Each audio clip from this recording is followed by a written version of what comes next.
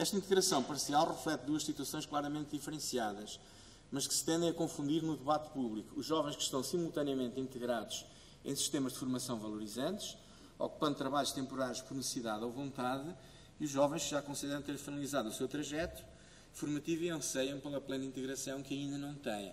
Esta conversa relaciona-se com o tema da chamada flexibilidade, porque nós tendemos a ouvir a flexibilidade sempre na acessão positiva, isto é, uma capacidade de adaptação em que estamos sempre disponíveis para mudar, mas que supostamente mudamos sempre e cada vez para melhor. Ora, a flexibilidade não tem só esse sentido, também tem um sentido da precariedade, como agora se costuma dizer. E, portanto, falar em flexibilidade sem especificar muito bem o que se está a querer dizer pode ter este engano, não é? Claro que a flexibilidade é desejável que as pessoas de vez em quando façam coisas diferentes, mas que façam sempre coisas diferentes, melhorando no seu percurso de carreira, no seu percurso ao nível do conteúdo dos seus empregos. A flexibilidade, que muitas vezes é trazida por esta via, significa apenas precariedade. Portanto, convém não confundir as duas e convém sempre, naturalmente, saber do que é que estamos a falar. Embora o próprio mercado de trabalho, como não pode deixar de ser, pode, em determinadas alturas, exigir a flexibilidade num sentido negativo, por uma razão extremamente simples. As economias hoje inserem-se num todo e as leis do mercado, infelizmente, ou as leis do subsistema económico, acabaram de se impor a muitos dos objetivos e a muitas das aspirações sociais, condicionando as pessoas e as suas aspirações à obediência generalizada das regras do mercado que nos é imposta pela chamada globalização da economia. Pois o principal problema no processo de integração dos jovens tende a ser não a falta generalizada de trabalho, mas sim a incapacidade de transitar de uma situação de vínculos informais ou precários para uma situação de pleno emprego, o tal emprego adequado com vínculos formais e de longa duração. Esta incapacidade estende-se hoje ao setor público. É pouco significativo que dos 32 jovens entrevistados, apenas 5 estejam em situação de contrato sem termo, todos no setor privado. Claro que na administração pública o contrato individual de trabalho e o problema da precariedade também foi assimilado à própria iniciativa privada, como forma de não submeter o Estado a não vincular a compromissos de longo prazo. Esta é a ideia geral, não é? Porque sabemos o peso da carga salarial na própria administração pública e no orçamento, como todos os dias agora leem na televisão. Só que este ponto 4 hoje não é bem assim, porque a crise trouxe-nos a uma coisa nova. Hoje não estamos numa situação de quase pleno emprego, muito longe disso. Estamos numa situação que pode ser caracterizada como desemprego involuntário e quantitativamente elevado. O que significa apenas uma coisa muito simples. É que os ajustamentos qualitativos podem não ser os predominantes. O que podem ser predominantes são sim os ajustamentos quantitativos. A questão é muito simples. Há muito mais pessoas a querer trabalhar do que os postos de trabalho que estão disponíveis. E este desequilíbrio quantitativo, numa época de crise, predomina sobre os aspectos e as dimensões do ajustamento qualitativo. É claro que nós podemos sempre dizer, e à frente falar-vos nisso na questão da diferenciação, mas hoje não nos podemos iludir que é assim. Como os mercados hoje são segmentados, a segmentação significa que eles estão vedados e estão encerrados por determinado tipo de critérios. Algumas das pessoas que estão dentro do mercado de trabalho detêm direitos e privilégios ao nível do despedimento, dos custos de despedimentos, das indenizações, dos direitos resultantes da luta sindical, etc., etc., que são legítimos e são genuínos. Mas quando o mercado é segmentado, significa que os que estão de dentro ficam até ser possível e os mais prejudicados são aqueles que ainda não entraram. Portanto, forma-se, a segmentação significa uma espécie de barragem em que quem não entrou fica retido e vai-se acumulando à entrada. Este é que é o significado do mercado segmentado. Ora, as épocas de crise tendem a aumentar o efeito de segmentação exatamente naqueles que ainda não entraram no mercado de trabalho. Por isso mesmo, o desemprego dos jovens cresce em épocas de crise mais acentuadamente do que o desemprego em termos gerais, exatamente por este efeito. Não dos jovens licenciados como especificamente, mas dos jovens em termos globais. Nós podemos dizer que eles são naturalmente mais vulneráveis e mais sensíveis a uma situação de desemprego do que o resto da população. E, em particular, como vos disse, as mulheres jovens. Quando fiz aqui nos anos 80 um estudo numa crise semelhante que houve por alturas da entrada do chamado Fundo Monetário Internacional, como agora todos já têm ouvido falar também, tive que fazer uns cálculos na altura e cheguei à conclusão que o desemprego das mulheres jovens era 7 vezes maior do que os homens adultos. Isto é, a dos homens adultos era à volta de 5% e a das mulheres jovens era 35% nessa altura, não é? Portanto, é para vos dizer que as vulnerabilidades do mercado de trabalho acentuam-se em épocas de crise. Os jovens distinguem claramente um ideal de mobilidade associado ao trabalho por projetos, gerador de experiências de autorrealização e valorização futura, como é natural, de uma prática massiva, distinguem isto de uma prática massiva da mobilidade, enquanto de responsabilização patronal, geradora de enorme insegurança e desestruturante projetos de futuro. Esta distinção deriva das coisas que nós já falamos, é apenas uma reafirmação daquilo que já foi dito, depende muito da abundância e da escassez de empregos, isto é, quando há muita escassez de emprego, o poder negocial e a capacidade de imposição da entidade patronal aumenta, a capacidade, a margem de manobra e a necessidade de submissão, ou pelo menos a margem de manobra de contestação da parte dos trabalhadores ou dos sindicatos, diminui claramente. Não é? Portanto, a época de crise normalmente desequilibra o conteúdo da relação a favor das entidades patronais, como é evidente. Existe uma clara distinção entre um segmento de emprego privilegiado, criativo e altamente qualificado, é o chamado setor primário do emprego, em que a mobilidade e a informalidade dos vínculos se converte efetivamente numa carreira de valorização progressiva e ascensão social e profissional, e um segmento de emprego maioritário em que a circulação entre as ocupações temporárias e precárias não reflete qualquer carreira de ascensão progressiva, o que os deixa numa situação de enorme incerteza e insegurança relativamente ao futuro. Podem não acreditar. Em algumas instituições em que estive, as pessoas tinham, durante um determinado período, um contrato a prazo. Quando, após cumpridos os prazos legais, as pessoas passavam a ter um contrato permanente, a primeira decisão que tomavam era, normalmente os jovens, era casar ou ter um filho. O que podem verificar por a verificação era quase óbvia e imediata, não é?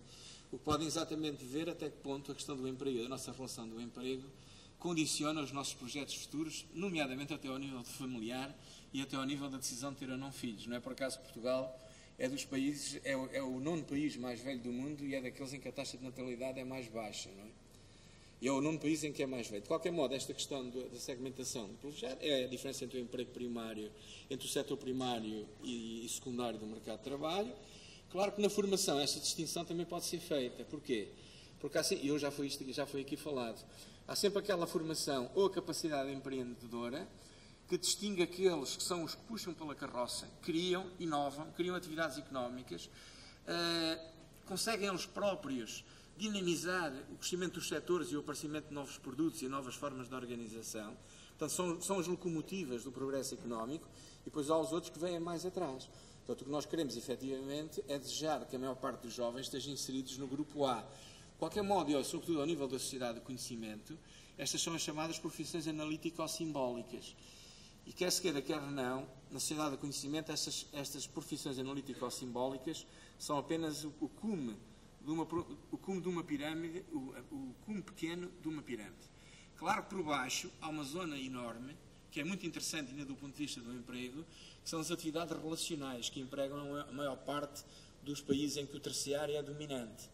E o nosso país é um caso desse. E, portanto, muitas das profissões relacionais podem, de facto, ser o nosso campo de intervenção. Depois há as outras, mais secundárias e menos qualificadas, que é aquelas onde todos queremos fugir e que nos nossos países, habitualmente, são, quer se queira, quer não, o resultado, muitas vezes, do recurso à imigração, não é? Com I, neste caso.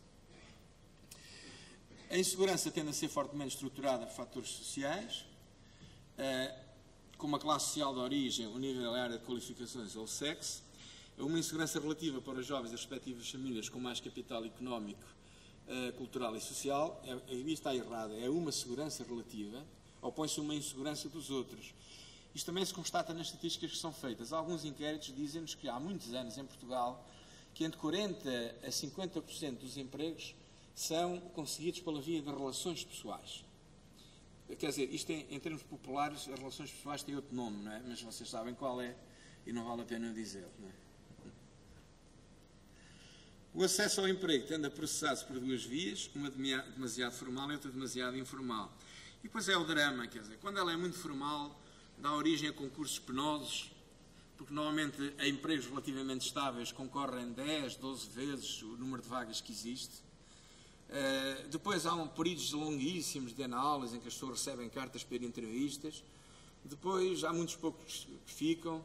Depois, por sua vez, há alguns que contestam os concursos e muitas vezes são anulados pelo Tribunal Administrativo, ou pelo menos são adiados, às vezes por anos. E, portanto, a via formal, sobretudo quando vem das instituições públicas, tornou-se um período, muitas vezes, desesperantemente longo, e a via informal, que é mais imediata, descarta os aspectos da segurança e da estabilidade da relação do emprego, porque o emprego, quer se queira, quer não, é um compromisso em relação ao futuro. É um compromisso baseado em direitos e deveres mútuos, não é? Só que as vias formais respeitam isso e são longas, as vias informais têm menos isso em conta, embora sejam mais imediatas. Mas é claro que a parte dos chamados direitos e deveres mútuos muitas vezes é desequilibrada, mas no fundo é aquilo que muita gente tem em via aberta, de acordo com a sua necessidade, muitas vezes urgente, ou pelo menos imediata, de entrar no mercado de trabalho. Os programas formais de acesso à inserção dos jovens no mercado de trabalho, isto são os programas que vocês conhecem, os estágios, os apoios à contratação, portanto, todo esse tipo de apoios aos jovens. Embora tenha sido uma via de acesso para muitos jovens a obter uma formação e qualificação profissional, é verdade, é chamada experiência de trabalho. E essa experiência de trabalho também vem numa coisa que é repetida N vezes, quer dizer que sempre que um programa de formação é associado a uma experiência de trabalho, o grau de integração aumenta significativamente. Isto em termos gerais é verdade, mas há algumas nuances que é preciso referir. Se no caso dos jovens licenciados estas formações se encontram muito desadaptadas e desvalorizadas no mercado de trabalho para os jovens com a escolaridade mínima, estes cursos significam uma valorização no contexto profissional e a construção de projetos de mobilidade social de curto alcance. Só em parte dos casos esses projetos se convertem em realidades. O que é que isto quer dizer? Os estágios profissionais, há muitas entidades que recorrem aos estágios profissionais com uma perspectiva de encontrar aí uma forma de recrutamento saudável dos seus quadros. O jovem vai, está um período à experiência, tem uma seleção prévia e quando chega ao fim, a maior parte deles servem, ficam e há um ou outro que não fica e vai-se embora. Esta é a situação ideal. Mas também, em todos os aspectos da vida social e da vida económica, da vida pública, das medidas, há sempre depois as perversões nesta matéria. Há os jovens em que vão fazer estágios, mas quase nenhum fica. Pode sempre dizer, pois, mas o jovem adquiriu ali uma experiência que pode ser útil daqui a amanhã, noutro contexto. Muitos casos é, outros não será, mas muitos casos é verdade. Mas também aparecem também as empresas e as entidades, não só as empresas, mas como as entidades, ou que fazem um uso indevido dos estágios. Por exemplo, os estágios, em princípio, não deviam servir para a administração pública. Não deviam, porque a administração pública deve ter uma relação com a prestação de serviços e deve ter uma relação, ou seja, deve contratar estagiários apenas quando tiver a certeza que lhes pode dar emprego a seguir. Eu, no Instituto de Emprego, onde estive, tive essa luta e julgo que a consegui manter até agora, e até agora isso tem sido respeitado, que não fazia sentido um Instituto de Emprego ter estagiários aos quais não contasse dar emprego a seguir. Não fazia sentido, era um nonsense. É a mesma coisa que a Inspeção-Geral de Trabalho contratar pessoas com vínculo precário. Quer dizer, não pode ser. Ou com condições de trabalho ilegais. Quer dizer, não pode ser, não é? E julgo que essa questão devia ser e deve ser salvaguardada, e julgo que estará a ser na própria administração pública. Mas depois há algumas empresas e organizações, também há algumas até que não têm nada a ver com o mundo empresarial, que contratam os jovens na perspectiva de que aquele jovem é uma alternativa a uma mão de obra que teria que pagar. Então, nesse caso, o estágio está a financiar apenas a precariedade, a rotatividade e a massa salarial dessas empresas.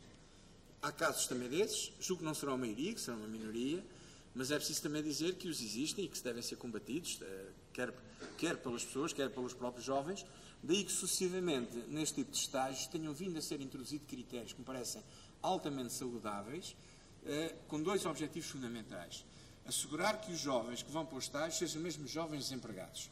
Porque se eu levo o jovem pela mão a um estágio, o que eu estou a fazer não é arranjar um emprego a um desempregado. O que eu estou a fazer é substituir o pagamento de um salário com um subsídio. E, além disso, deve introduzir outras cláusulas que tenham exatamente esta perspectiva. Que uma empresa que, por hábito ou durante algum tempo, não assegure nenhum emprego aos seus estagiários, ela não deve ter mais apoios para estágio e deve ser arriscada das empresas ou das entidades que têm direito a estágios. Portanto, julgo que estas duas salvaguardas preservam, e julgo que os responsáveis políticos têm isso em atenção, preservam a natureza genuína do estágio, que é aumentar a probabilidade de encontrar um emprego, que é aquilo que vocês ouvem designar com o nome de empregabilidade. A empregabilidade é só isto. É a probabilidade que eu tenho de encontrar um emprego. Quando digo que há uma probabilidade...